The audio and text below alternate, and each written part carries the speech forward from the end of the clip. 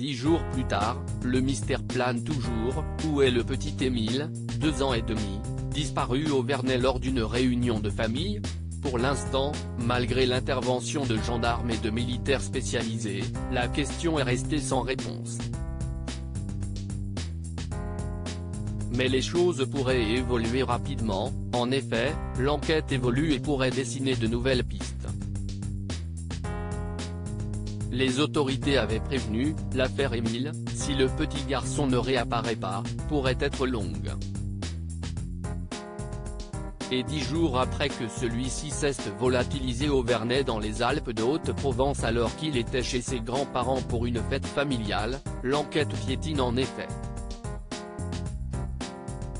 Malgré les fouilles des bâtiments, des voitures, de 97 hectares aux alentours par des militaires spécialisés et des chiens surentraînés, nul ne sait aujourd'hui ce qui est arrivé au garçonnet. Mais alors, comment avancer désormais? Si l'attaque d'animaux semble avoir été écartée, tout comme la chute dans un précipice aux alentours, les 25 gendarmes qui travaillent sur l'affaire ne peuvent se fermer à aucune piste. Et s'apprêtent donc à se lancer dans un travail de grande ampleur, recouper les témoignages avec le bornage des téléphones qui étaient présents dans le village pendant le week-end et surveiller les données des opérateurs, désormais au niveau national. Un travail minutieux qui pourrait enfin permettre de retrouver Émile. Mais qui pourrait être long, selon les principaux concernés et nos confrères de BFM Télévision, plusieurs semaines pourraient être nécessaires pour tout comprendre. Un timing confirmé par la justice, qui a transformé l'enquête en flagrance, censée régler des faits rapidement, en une enquête préliminaire, qui permet, sur un temps bien plus long, de comprendre ce qui s'est passé.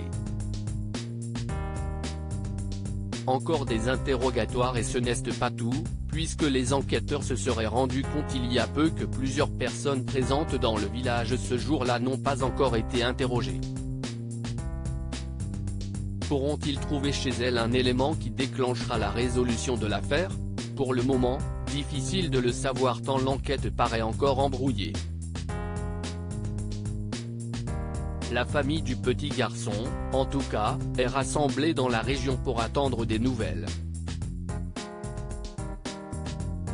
Très pieux, ceux-ci se réfugieraient dans la prière et feraient venir un prêtre tous les jours pour tenter de ramener leur petit garçon. Fatigués de la présence des journalistes, certains membres du clan, que l'on a décrit comme un peu sectaire s'en seraient en revanche pris à plusieurs reporters. Une tension qui montre que les 10 jours d'enquête ont été difficiles à vivre pour eux comme pour les habitants du village.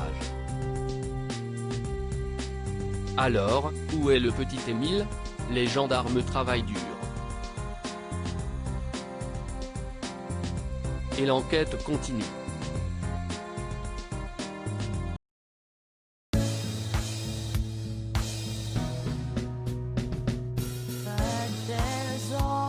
Times through the rough times, I think you got